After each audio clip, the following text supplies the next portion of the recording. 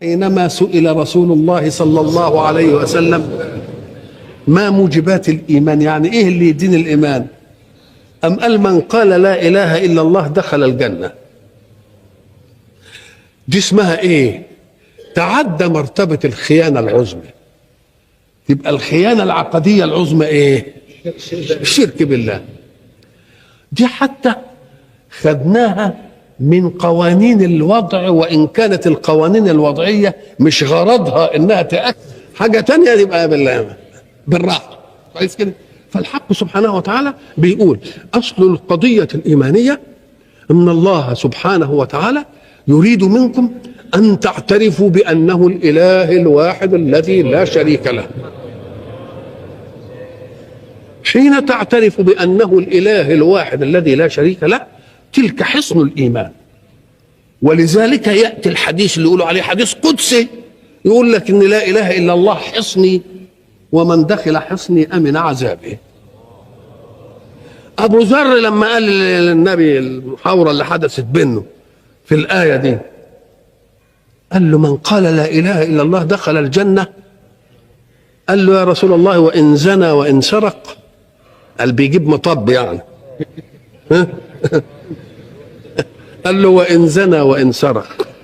قال له يا رسول الله وإن زنى وإن سرق. قال له وإن زنى وإن سرق.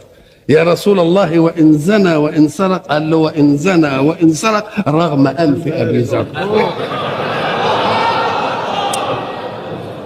أبو ذر غيران. أبو ذر رضي الله عنه إيه؟ غيران. أنت غيران صحيح. هو ساعة ما قال له رغم أنف أبو ذر دي زعلت أبو ذر؟ أبدا ما تزعلوش. ولذلك كان لما يجي يحكيه يقول إيه من قال لا إله إلا الله دخل الجنة ورغم أنف أبي ذر. مبسوط. ليه؟ لأنها فتحت إيه؟ فتحت. لأن إذا لم يكن هذا يبقى ما الفارق بين من اعتقدها وقالها وبين من لم يقلها؟ ايش يجي الفرق ازاي؟ يبقى لازم يكون لها تميز ولا لا؟ يبقى له تميز. وكل جريمة موجودة في الإسلام الله جرمها، يبقى إذن أنها قد تحدث. ساعة يقول والسارق والسارقة فاقطعوا أيديهما، مش برضو أجاز أن يسرق المؤمن؟ جاز. طب الزاني والزانية برضو أجاز. غفلة من الغفلات وتحصل منه حادثة من الايه؟ من الحوادث. انما دي بقى الاستغفار يقوم يقول لك صلي وما بين الصلاتين كفارة، مش كده ولا لا؟ الصلاة للصلاة كفارة لما بينهم، الجمعة للجمعة كفارة، الحج مش الصوم كفارة، الحج كفارة. يعني ربنا بيعمل اوكازيونات متعددة عشان المغفرة وعشان الرحمة. فالحق سبحانه وتعالى بيقول إن الله لا يغفر أن يشرك به. الله إيه؟ استوينا في العبودية، يبقى ما فيش حد يعمل على حد ايه؟ لا. يبقى المسألة لمصلحة مين؟ إن الله لا يغفر أن يشرك به، لأنه لو غفر أن يشرك به لتعدد الشركاء في الأرض، وحين تتعدد الشركاء في الأرض يبقى لكل واحد ايه؟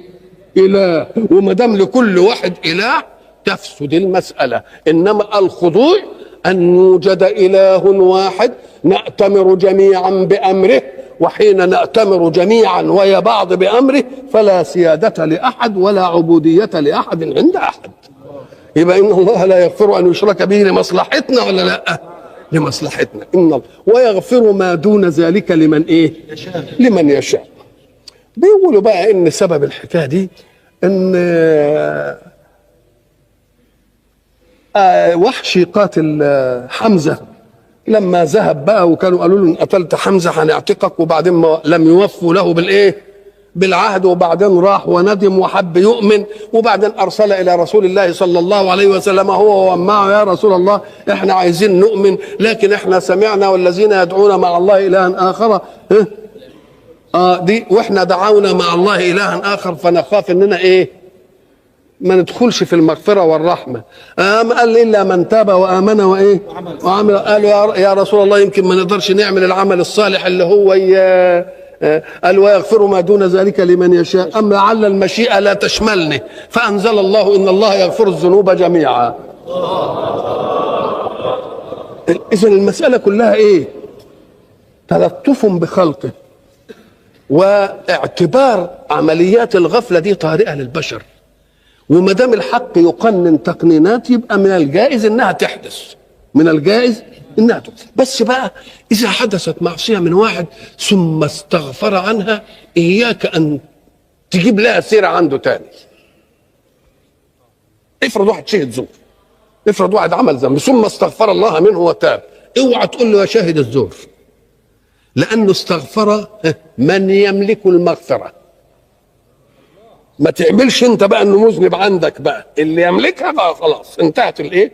انتهت. ليه؟ علشان ما يذلش الناس بمعصيه فعلت، ما يذلش الناس بمعصيه فعلت، بل بالعكس، لان اصحاب المعاصي الذين اسرفوا على انفسهم يكونون في نظر بعض الناس هينين، يقول لهم لا، ده كلما لزعته التوبه وندم على ما فعل كتبت له حسنه. ليه؟ لأنه ذاق المعصية ومع ذلك تاب عنها. ذاق المعصية وتاب عنها. أم قال أدي السبب في إن الله يبدله إيه؟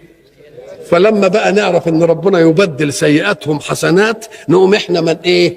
ما نحتقرش المسرفين على أنفسهم ونفرح بإنهم تابوا، ولا نقعدش إيه؟ نعمل لهم أثر رجعي في الذلة. نعم. إن الله لا يغفر أن يشرك به ويغفر ما دون ذلك لمن يشاء. الله. إذا فالذي يقدح في هذه القضية وإذا سألك عبادي عني فإني إيه؟ قريب أجيب دعوة الداعي إذا دعان. كل واحد يقول يا ما دعيت ربنا في أشياء، نقول له يا أهبله من الخير لك أنك لا تجاب. وبعد ذلك يترك الحق لقضايا الوجود السائدة في المجتمع أن يجيبك إلى شيء ثم يتبين لك منه الشر، لتعلم أن قبض إجابتك عنك كان هو عين الخير. نعم. لازم يديك كده عينة. يبقى إذن ولذلك الدعاء له شروط كمان. يدعو احدكم بكذا ويدعو كذا، ومطعمه من حرام، مشربه من حرام، وملبسه من حرام، أن يستجاب له. الجهاز الداعي جهاز بايظ، جهاز الداعي جهاز بايظ. إذن فعدم الإجابات إما لأن جهاز الدعوة جهاز بايظ، وإما لأنك دعوت بشيء فعلمت الخير فيه فلا يريد الله أن يسير على وفق حمقك، ولكنه يأخذ بيدك إلى مجال حكمته ويمنع عنك ذلك. وهو شيء آخر قد يحجب عنك الدعاء الإجابة، لأنه إن أعطاك ما تحب فقد أعطاك في خير الفانية، وهو يحبك فيبقي لك الإجابة إلى خير الباقية. دي ارتقاءات يعطيك إلى خير الإيه؟ إلى خير الباقية. وبقى ارتقاءات أخرى إن ما دام الدعاء كده ذلة ومناجاة لله وخضوع، أنا أريد أن أسألكم لو أنك جالس وبعد ذلك رأيت بالباب طارق دائما يأتي ليلح في سؤال، فساعة لا تحبه تقول للتابع عندك اعطيه خليه يمشي بعيد عنه. وواحد تاني تقول له ليه وعايزني ليه وتروح مش عارف ايه وايه اذا فالمسألة ان الله سبحانه وتعالى جاء في الحديث انه اذا سأل عبد ربه مسألة يقول الحق سبحانه وتعالى يا جبريل اعطه مسألته فاني لا احب ان اسمع صوته، سد حقه عنه.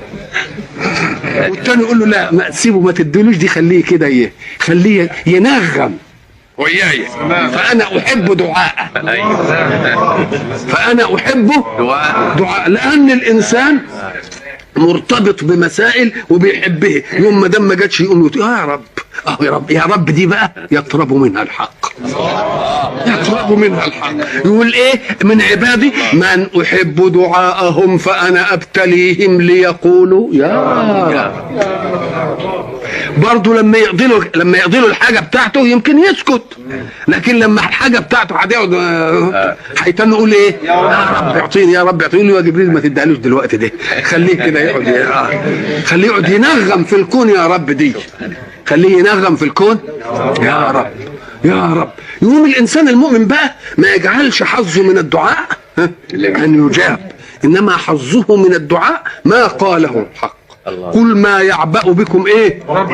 ربي لولا دعاؤكم. معنى الربوبيه والمربوبيه انك انت تفضل تقول له يا رب اديني، يا رب اديني، يا رب اديني. وديا انا ضربت لها مثل ولله المثل الاعلى. قديما قلت ان الانسان اذا كان له ابن مثلا ويعطي له مصروفه كل شهر، خلاص خد حظه من ايه؟ من ابوه. يمكن ما يحرص على انه يشوف ابوه الا كل ايه؟ لكن بقى تعالى كده خليه يديله مصروفه كل يوم، وابوه يتاخر شويه، الواد يمشي على الباب ويتنحنح ويروح وابوه ازاي مش عارف يقوم ربطه بالحاجه عنده امتداد لأنسه بصوته. امتداد لأنسه بإيه؟ بصوته. وإذا سألك عبادي عني فإني قريب أجيب دعوة الداعي إذا دعان فليستجيبوا لي إن أرادوا أن أجيبهم بأي لون من ألوان الجواب التي قلناها فليستجيبوا لي. حين يستجيبوا لله سبحانه وتعالى فيما دعاهم إليه، أنت الله دعاك، استجب له حتى تكون أهل أنك إذا دعوته، وإذا ما دعاك ربك فاستجبت له قنعت بما يجريه عليك دون ما تقترحه عليه. كل حاجة تبقى حلوة، كل حاجة إيه؟ ودي السبب في إنه بيقول من شغله إيه؟ ذكري عن مسألتي أعطيته أضعاف ما أعطي الإيه؟ هو سيدنا إبراهيم حين ألقي في النار ماذا حدث؟ قال له ألك حاجة؟ لم ينفي أن له حاجة. ما فيش استكبار على البلوى، ما فيش استكبار على البلوى. قال له أما إليك فلا. ليه حاجة؟ ليه حاجة صحيح، ليه حاجة، إنما مش ليك أنت. ليه؟ لأنه يعلم جيدا أن نجاته من نار مطبوعة على أن تحرق وألقي فيها عملية ليس لخلق أن يحجب ناموس النار عن الإحراق إلا من خلق النار. يبقى دي حكمة في الدعاء. قال له أما إليك فلا. لجبريل قال له أما إليك فلا. بيقول له جبريل بيقول له ألك حاجة؟ قال له أما إليك. يبقى ليه حاجة ولا ماليش؟ لا. ليه ما استكبرش على الابتلاء؟ لأن صحيح الله يبتلي، إنما مش عايز الإنسان يبتلي. لما الإمام علي حين دخل عليه إنسان يعوده وهو مريض فوجده يتأوه، قال له أتتأوه وأنت أبو الحسن؟ قال أنا لا أشجع على الله، أنا هعمل فتوة عليه، هو عايزني أقول لازم أقول أنا لا أشجع على الله. وإلا هات إنسان كده ويريد أن يختبرك كده ويمسك إيدك وعايز يبين لك إنه يعني فتوة، إن كنت واد ذوق لازم تجي تقول له يا شيخ سيب ايدي، ممكن تقول له ايه يعني لا انا لا اشجع على مين، انا لا اشجع على الله، عايزني اقول لازم اقول مفهوم. فقال له اما اليك فلا. خلاص كده. فاستمع لما يوحى انني انا الله. الاول واني ايه؟ انا ربك، عشان يطمئنوا انا اللي بربي وانا اللي بعمل وانا حنين عليك، ده انا حنين على الكافر اللي بيعصاني ومش عارف ايه، يطمن. لكن دلوقتي بقى يقول انا الله صاحب التكاليف، بقى هقول لك اعمل كذا واعمل كذا، والتكاليف دي بتبقى شاقه شويه، يبقى من عطاء الالوهيه تكليف، انما عطاء الربوبيه ايه؟ تشريف. كلنا ننهب، ده الواحد بده ياخد اللي مش له، مش عايزه حاجه دي ابدا، يعني اللي ماليه اللي مش ليا بدي اخده في مسائل الدنيا. انني انا الله، وما دام انا الله يبقى ايه؟ معبود. ومعنى معبود يعني ايه؟ ليا اوامر تطاع. طب اول حاجه القمه الينبوع اللي هيصدر عنه كل السلوك الايماني ايه؟ انني انا الله لا اله الا انا هي خير ما قلته انا والايه، هي دي لا اله الا الله. ما دام ما فيش الا هو يبقى ما يصحش نتلقى اي امر من غيره، ما يصحش نعتمد الا عليه، ما يصحش يشغل قلبنا الا ايه، الا هو. ولذلك الحق سبحانه وتعالى يريد من خلقه ان يكونوا عقلاء. يقول لك وتوكل على الحي الذي لا يموت. ان كنت ناصح ما تتوكلش على واحد كده يقول لك ده اللي هيعمل لي، يمكن يفطس الصوت ما تلاقيش. فان كنت ناصح بقى توكل على ايه؟ على الحي الذي لا يموت، مش كده؟ اجعل بربك كل عزك يستقر ويثبت، فاذا اعتززت بمن يموت فان عزك ميت. انني انا الله لا اله الا انا. مش هتتلقى اوامر من غيري، ما تخافش. قل لو كان معه آلهة كما يقولون اذا لابتغوا الى ذي العرش سبيلا. لان ان كانوا هيقولوا احنا آلهة كانوا لازم يدوروا على ربنا اللي عايز ياخد منهم الخلق ده وياخد الالوهيه، يروحوا له او يتوددوا له. لا حصل لا دي ولا انني انا الله لا اله الا انا. وما دام انا الله ولا اله الا انا اوعى تتلقى اوامر الا مني. ليه؟ لانه يشترط في من يعطي الاوامر ان المامور ياخذ الاوامر دي على ثقه بان الامر لا ينتفع بشيء منها. انما يقول لك اعمل كذا ويمكن ينتفع به، يبقى هو هيدخل. انما ربنا مش هينتفع بحد. تبقى اوامره لمصلحه مين؟ لمصلحتك انت. لان الله له صفات الكمال قبل ان يخلق الخلق، فمش ولذلك تقنين الله وتقنين البشر ليه بيختلف؟ قال لك لان تقنين البشر قد يدخل الهوى في المقنن. ان كان المقنن من العمال يخلي العمال فوق والرأسمالية يدهسها في الارض، وان كان في الرأسمالية يدهس يبقى له هوى. ثانيا انه يقدر يعدل، يطلع غلط في دي يقول لك نعدل لانه ما يعرفش. يبقى يشترط في المشرع بقى ان لا ينتفع بما يشرع، ودي ما توجدش الا عند الله. وان لا يغيب عنه شيء يمكن ان يستدرك فيما بعد يفوت عندما يقنن، ودي موجوده في البشر. يبقى اذا ما دام انا الله اعبدني وانا اعبدني، اطع اوامري واجتنب نواهي، لان ايه؟ انا ماليش هوى في الحكايه دي، انما هي مصلحتك انت. فاعبدني. وقلنا العباده الناس بتفتكر بس انها الصلاه والصوم والزكاه والحج. لا، العباده كل حركه في الحياه تؤدي الى واجب. كل حركه في الحياه. واحد هيصلي، لما يصلي اولا عايز يستر عورته، ادي اول حاجه. تستر عورتك بايه؟ تجيب شويه قماش. تجيب القماش منين؟ من تاجر المانيفاتوره، تبقى عوزته. تاجر المانيفاتوره جاي منين؟ من المنسج، المصنع اللي بينسج. والمنسج راح جاب الخيط من اللي بيغزل، واللي بيغزل جاب من القطن من اللي بيحلق، واللي بيحلق جاب القطن من اللي بيزرع، واللي بيزرع جابه منين؟ من الحرث والآلات والميه والمش عارف الايه والايه اللي بيعملها العلماء واللي بتعملها المصانع واللي بتعملها الامكانيات. يبقى عشان حضرتك تستر عورتك احتجت الى كل هذا الجهاز في الارض. يبقى كل عمل يتصل بالواجب يبقى واجب ولا لا؟ كل عمل يتصل بالواجب. يجي واحد يقول لك لا انا ما اكلش انا ما اشتغلش في الحكومه لان مالها مش عارف. تقول له طب فطرت ايه النهارده يا حبيبي؟ اقل حاجه خدت رغيف. اهو البقال اللي انت ما انتش عايز تشتغل بقال جاب لك الرغيف، والمخبز قاعد طول الليل يخبز لك، واللي عجن قاعد يعجن. ان كنت بقى عايز تعمل كده اوعى تنتفع بحركه متحرك. انما تقعد لي وتنتفع بحركه المتحرك وتعمل لي تنبه تقعد تاكل في البيت كده كده. ما ينفعش الكلام ده. يبقى اذا ايه؟ ولذلك الحق سبحانه وتعالى لما يجي يدعي الناس الى الصلاه يوم الجمعه، اذا نودي للصلاه من يوم الجمعه يعملوا ايه؟ فاسعوا الى ذكر الله. عواطليه؟ لا، وزروا البيع. كانه طلعهم من ايه؟ من عمل. طب وش معنى وزروا البيع يعني بس كده؟ البيع بس. طب والشراء؟ قال لك لا، اصل اللي بيشتري ده يمكن من مصلحته انه ما يلاقيش اللي يبيع له، يقول لك بركه يا جامع. انما اللي بايع عايز يبيع، يبقى حريص ولا مش حريص؟ طب واللي بيبيع ايه؟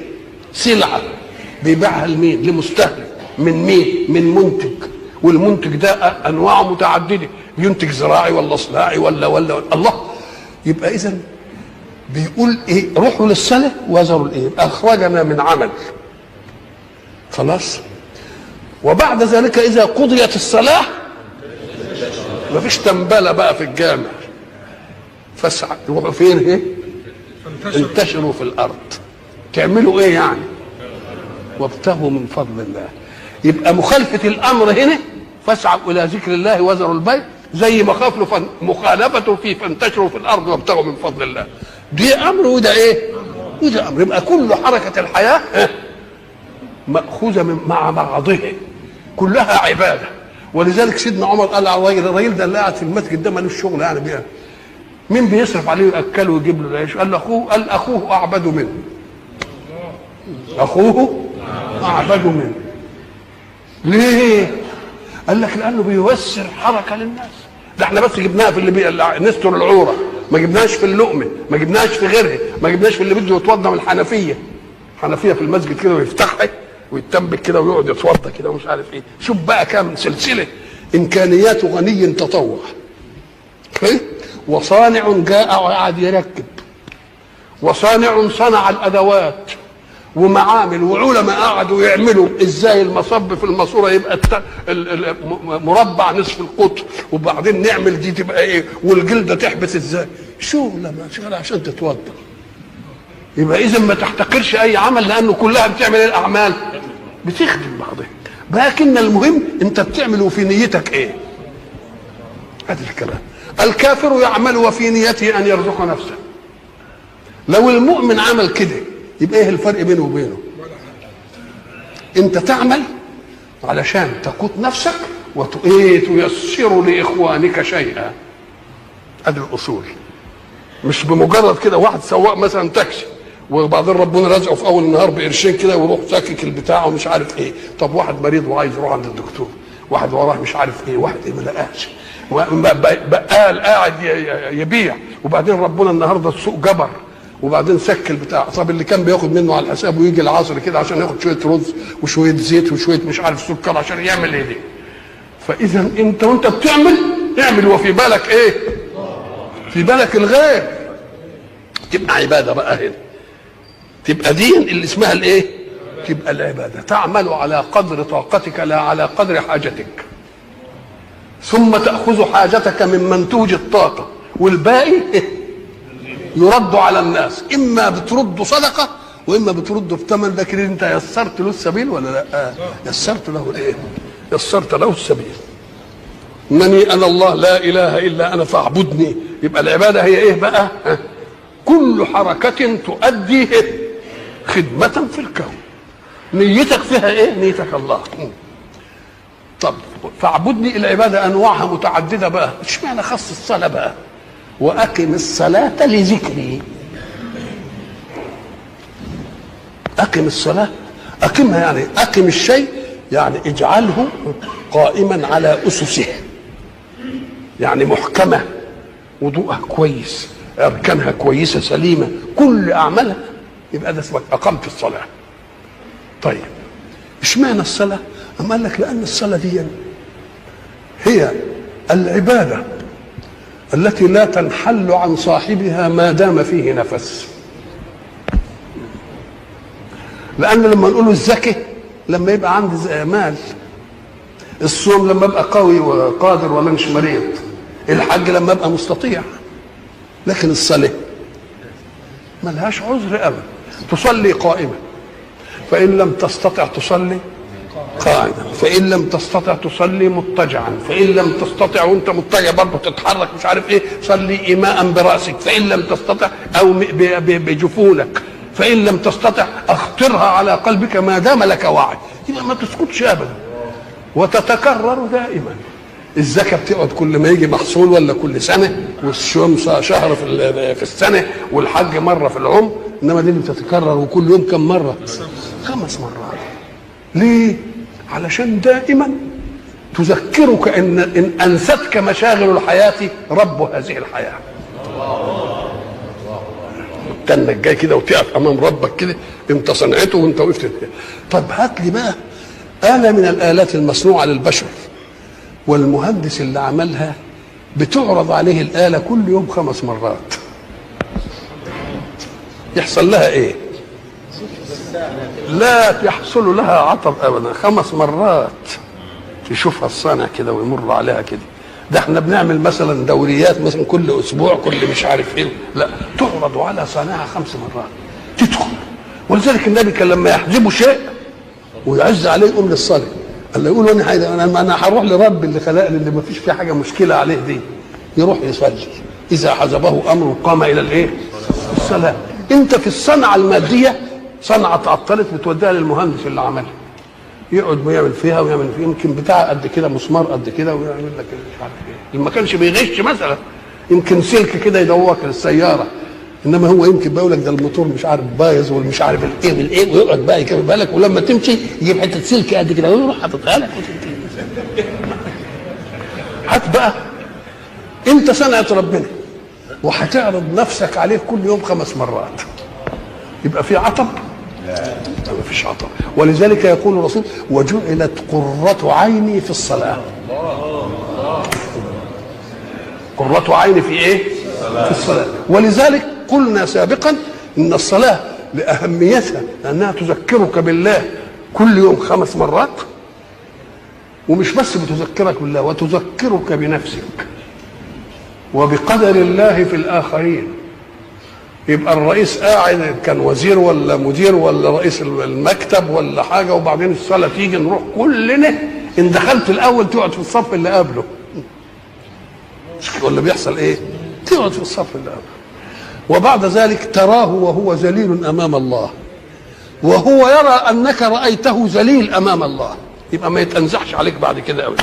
ده انا شفتك بتعيط عند البتاع، شفتك بتعيط عند الملتزم، ها؟ شفتك عمال مش عارف ايه، خلاص انتهت. يبقى ده استطراق للعبوديه ولا مش استطراق؟ استطراق للعبوديه. ولذلك من اخطر ما يمنى به المسلمون ان كل واحد في المسجد يعمل له مكان يصلي فيه، قالوا يحرسوا بسجاده، وبعدين يتاخر بقى ويجي في الاخر ويروح عشان السجاده محطوطه. لو الناس واعيين بقى كان ساعه ما يشوف السجاده دي ياخدها يلمها كده ويرميها بره ويقعد مفرحه. لأن يا أخويا الصف الأول مش علشان تيجي الآخر وتقعد في الصف الأول، ربنا صففها في المسجد إقبالا عليه. قال هو يقعد بده يقعد بقى ويعمل الله إيه هو، وتغطى الرقاب ويعمل له مش عارف شغلانة إيه الحكاية دي. يبقى عايز يعمل استطراق عبودي، استطراق لكل الناس، أنت تشوف الكبير والكبير يشوفك وأنت شايفه وبتاع وحاجات زي دي. فإذا الصلاة هي، ولذلك قال لك الصلاة إيه؟ ماد الدين، من أقامها فقد أقامه. ولذلك احنا قلنا زمان ان الصلاة لكونها لها هذه الأهمية فرضت بما يناسب أهميتها. كل عبادات الإسلام فرضت بالوحي، نزلت الآية ففرضت بها، إلا الصلاة. استدعى الحق رسوله الصدق، قال له تيجي بقى عشان عندي كلام مهم هقوله لك. واحنا كنا ضربنا المثل وقلنا الرئيس والمرؤوس لما يكون عنده حاجه تهمه يقوم يعمل له كتاب كده ويقول له او تاشيره يبقى يشوف ايه، ان كانت اهم شويه يقول له والله في التليفون انا جاي لك الورق الفلاني مش عارف ايه، وان كانت اهم قوي يقول له تعالى عندي عشان في موضوع يعني. الصلاه كده. ولما قربه الله اليه بفرض الصلاه جعل الصلاه تقربا الى عباده الى الله. مش انت خدتها قرب برضه، انا عايز الناس يقربوا مني، عايز الناس يقربوا مني. اقم الصلاه لذكري اي لتذكري، لان دوام ورتابه النعمه قد تنسيك المنعم. لكن لما تدخل بعد تسمع الله اكبر وتسمع القران وتسمع مش عارف ايه وتسمع ان الناس ما شغلتهمش المشاغل وجت كده تفتكر ما ربنا ان كنت ايه؟ ان كنت ناسي. واقم الصلاه لذكري